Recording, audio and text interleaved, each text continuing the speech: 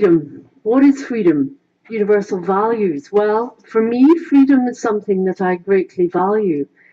And indeed, if we are to value a greater freedom for humanity at large, then surely that means that we take on board a principle of first do no harm in a wider international, transnational context.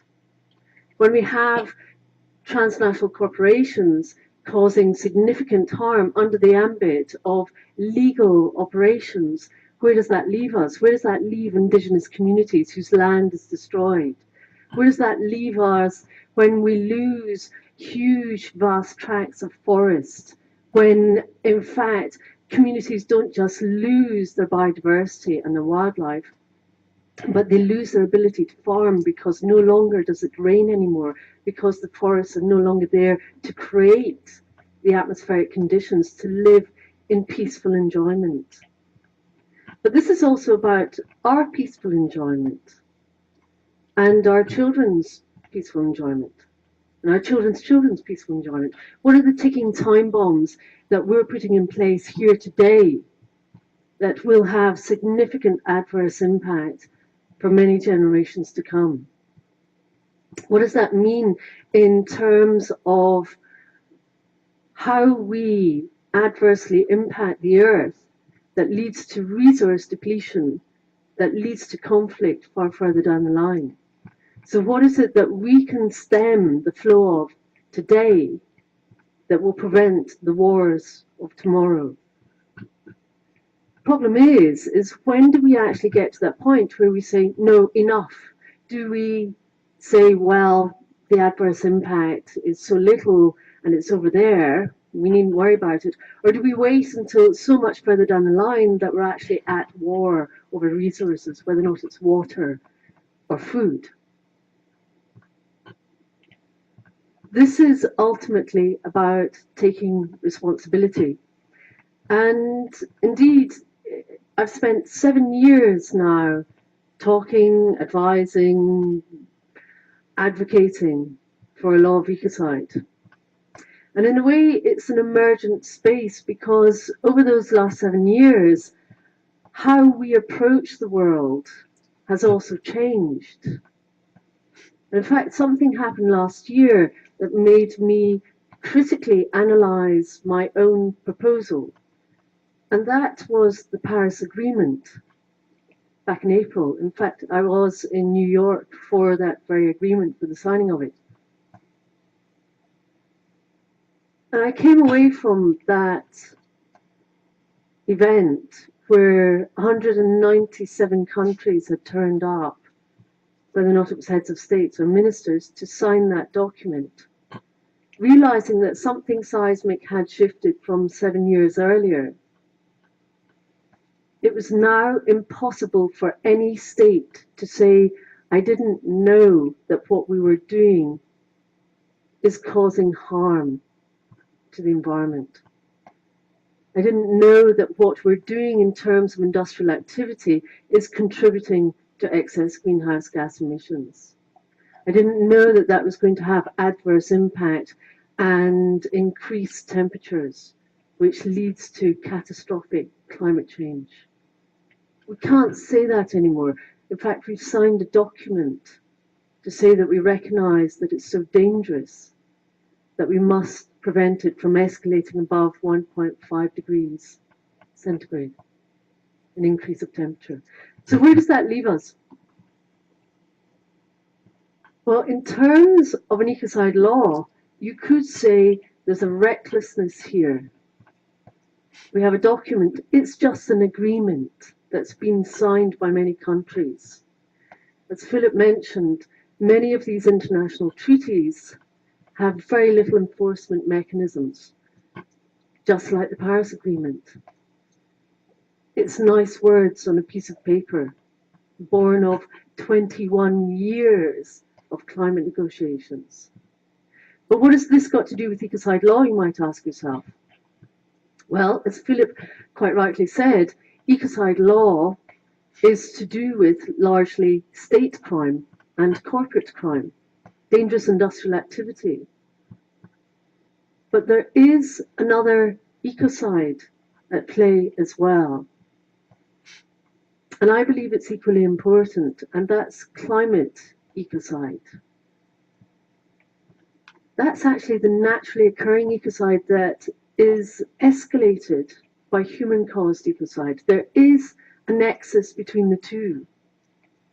Very difficult to establish a causal link between one company's industrial activity and rising sea levels and tsunamis and cyclones and typhoons in the Pacific, for instance.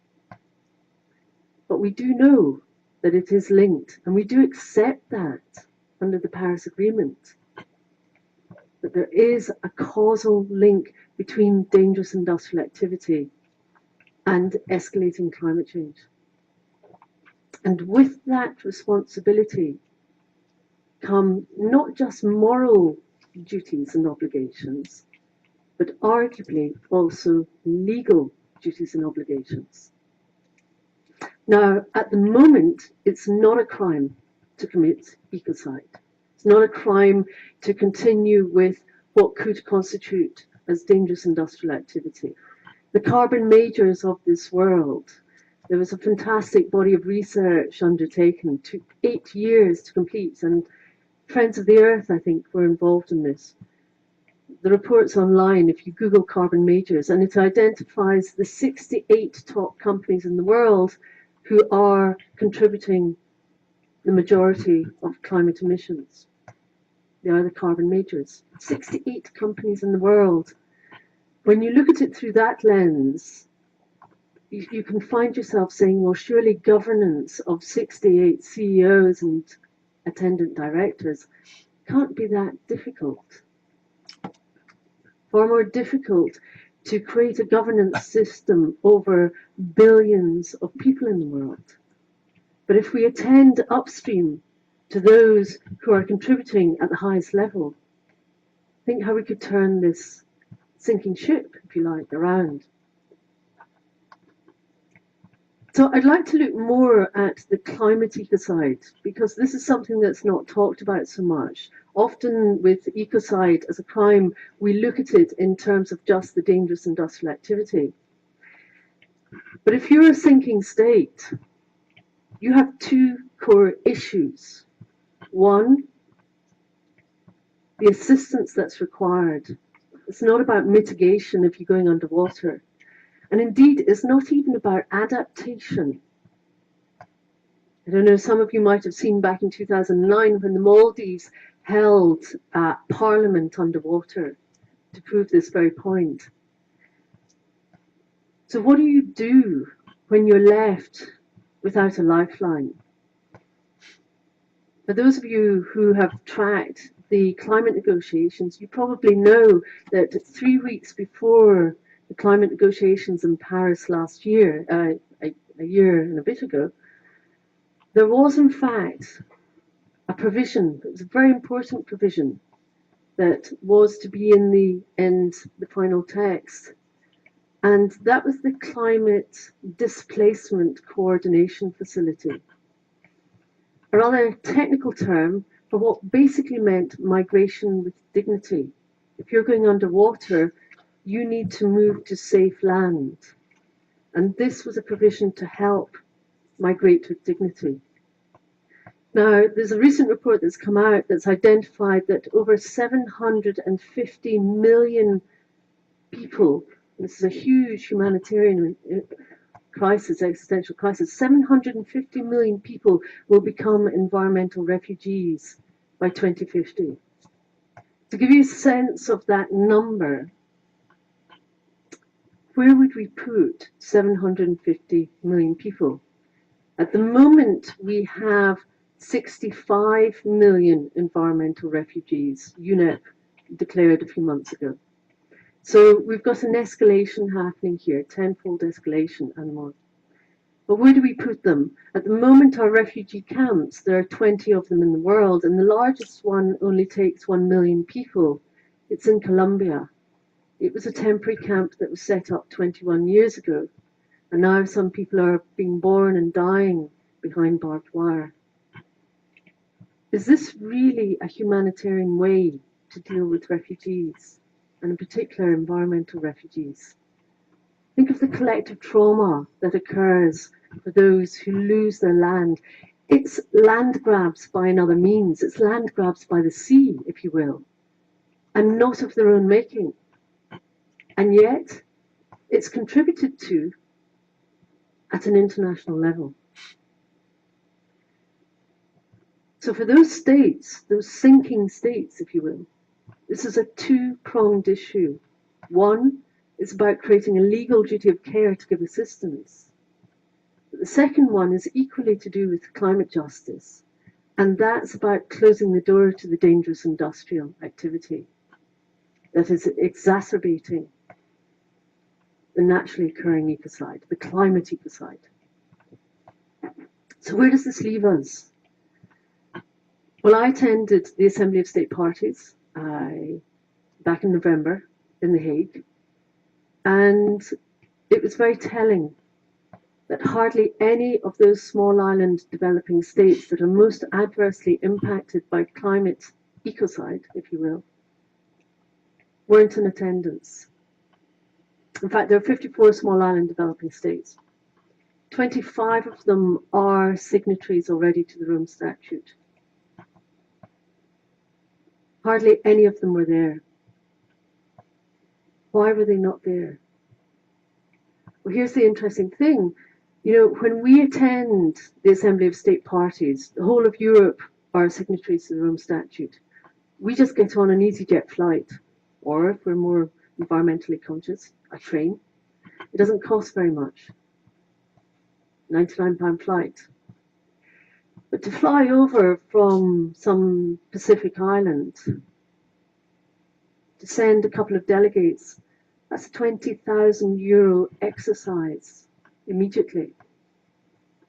But more than that, a lot of these small island developing states that are already signatories, they have debt to the International Criminal Court, which precludes them from participating because they can't pay their fees.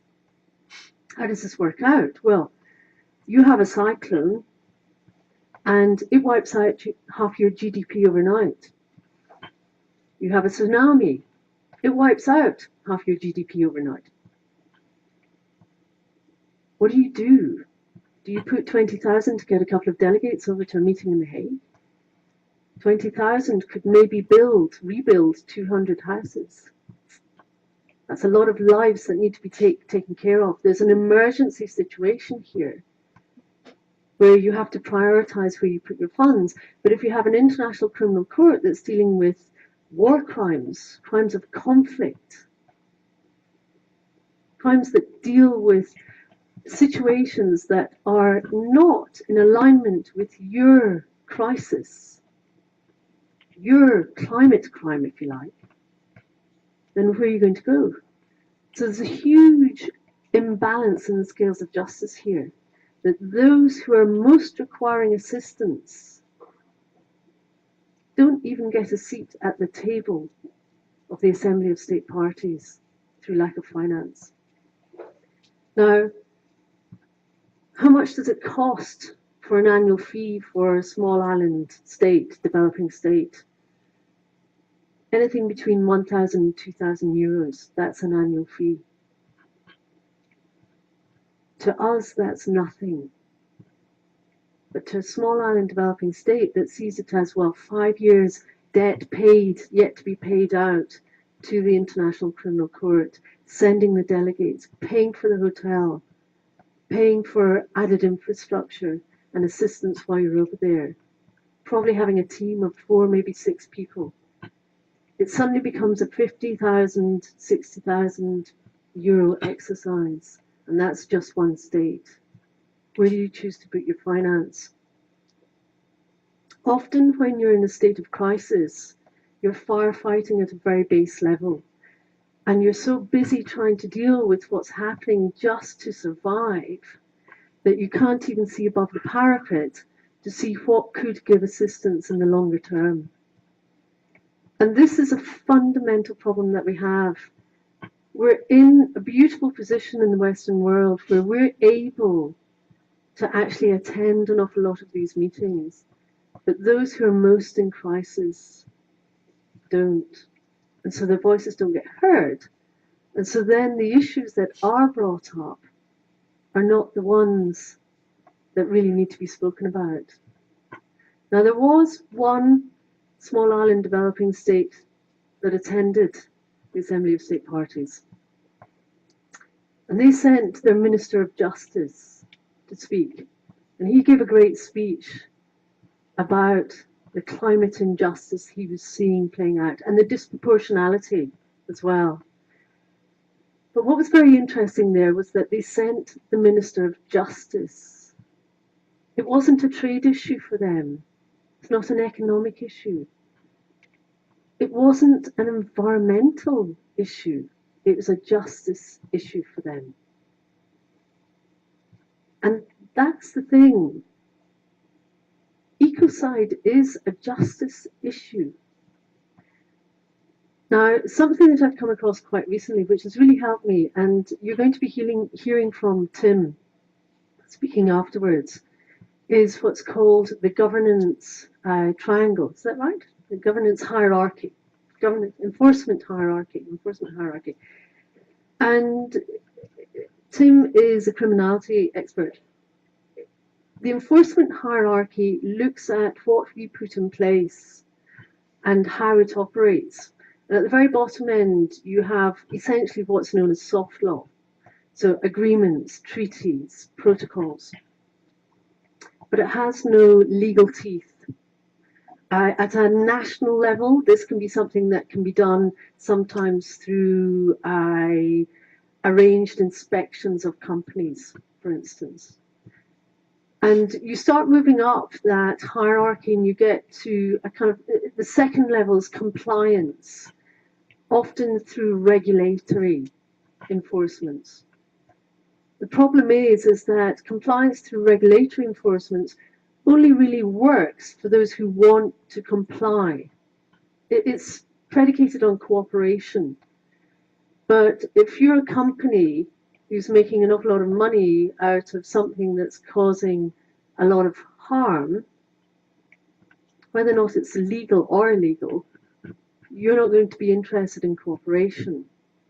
And so as you move up that hierarchy of governance, you start to step into another arena, and that's using criminal provisions. And that's very important because that's when you start to hold individual decision makers to account, and not just within the corporate world, but also state as well. Often where you see highest levels of environmental disruption, you'll also find attendant to it as well, very high levels of state engagement with it. And that's because of corruption. And there's a nexus between the illegal activities and making those illegal activities legal. So where you may have a country that does actually have enforcement mechanisms in place and therefore looks at, for instance, logging as illegal and has some mechanisms to enforce that. Well, because we live in a world that's so transnational in its operations, it's very easy to wash illegal logging, for instance, deforestation, from one country into another and move it through other channels where it can be given a permit through backhand doors, and whether or not you have corrupt politicians or you have enforcement officers who will turn a blind eye. So we have a problem here when, in fact, the enforcement itself is piecemeal and limited in remit, often just to one nation state. I met him in The Hague at the Peace Palace, the Wildlife Justice Commission. Were examining wildlife crime in Vietnam. And indeed, there was a video there where there was a discourse about the problems with their own enforcement, because Vietnam, like 9 other countries, actually has ecocide in its criminal penal code. 10 countries in the world have it as a crime. But their biggest problem with wildlife crime is that, of course, it's transnational in its very remit. what happens in their country is then exported out, and it happens by corporations that they can't touch because they're not hidebound by their own national legislation. They require international law to intervene here. So we have a problem here in terms of not just the law that's required, but also the enforcement as well. So where does this leave us? It seems as if it's a terribly bleak situation.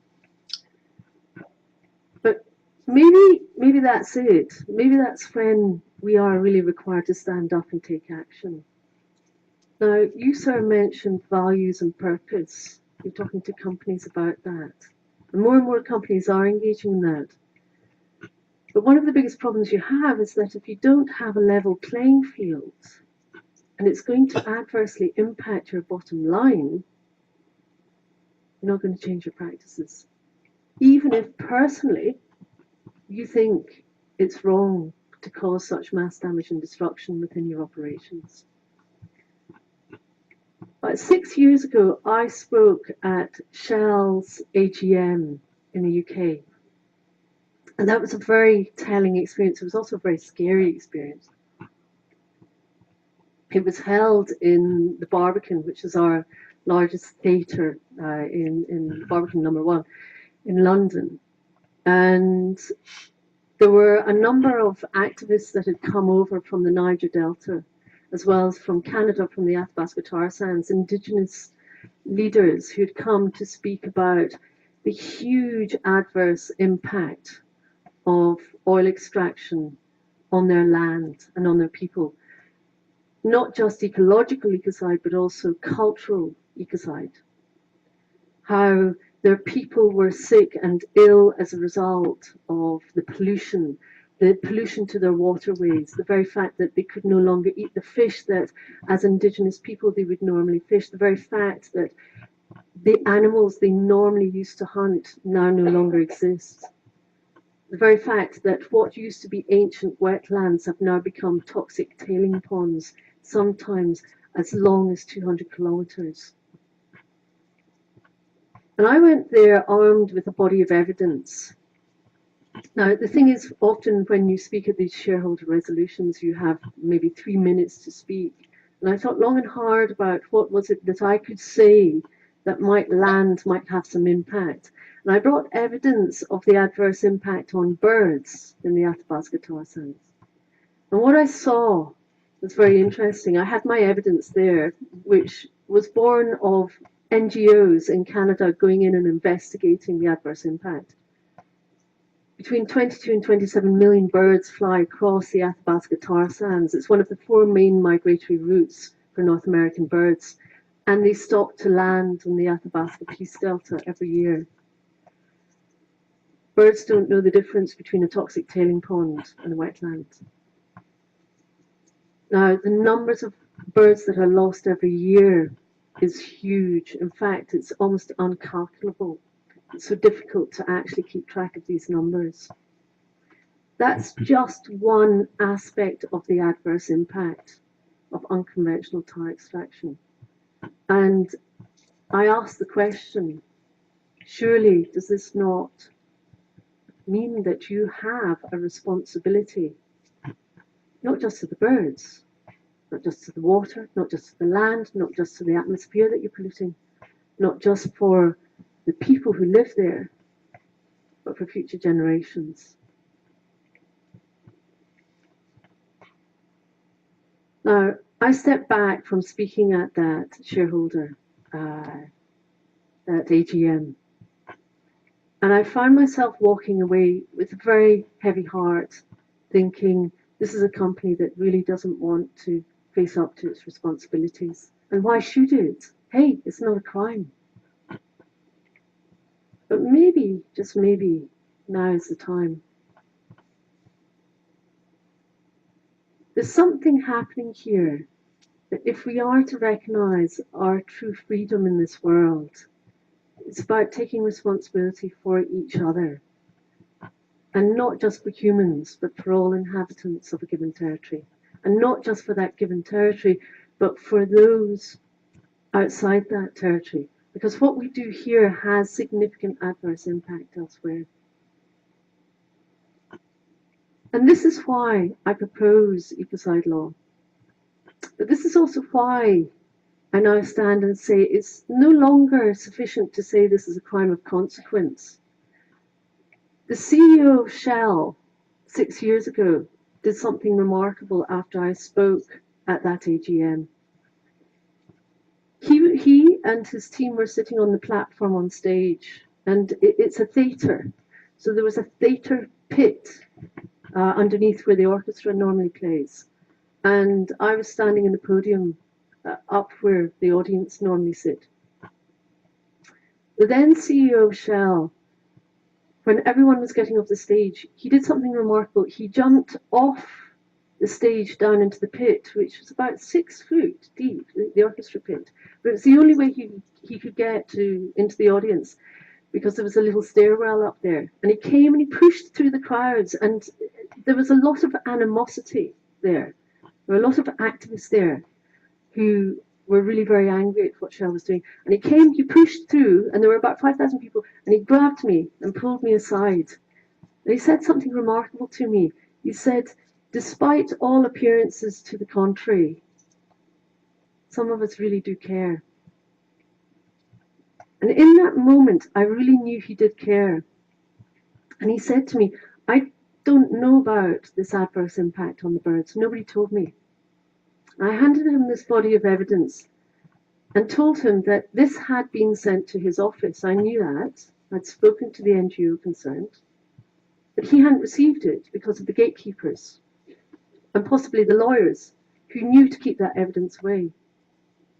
He didn't know what that adverse impact was. Now, back then, I was arguing that ecocide is a crime of consequence. Now I say no. Actually, there is a mental element. There's a recklessness. If you don't know, you really should know. To be in a position as CEO of Shell UK at that time and not know what that adverse impact was, is truly remarkable. Now, when I did my due diligence on that man, what I discovered was he's an ornithologist. And he didn't know about that adverse impact, and he didn't.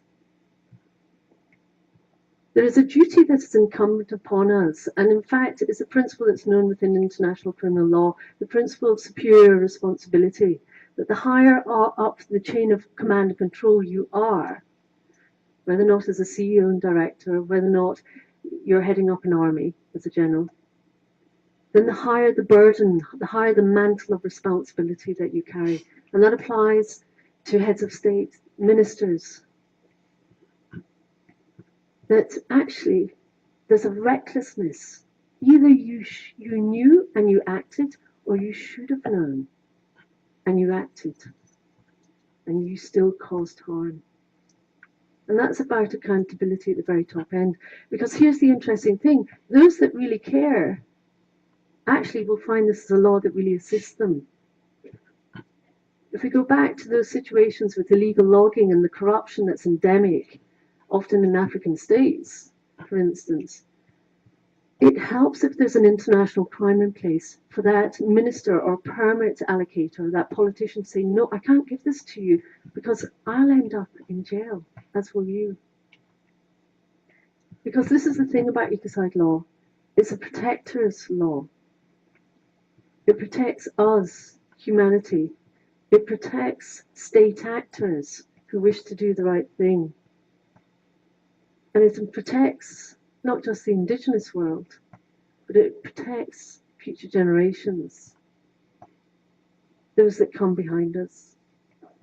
So this is about how we take responsibility here and now to put in place a law that paves the way to greater freedom and greater peace for us all. Thank you.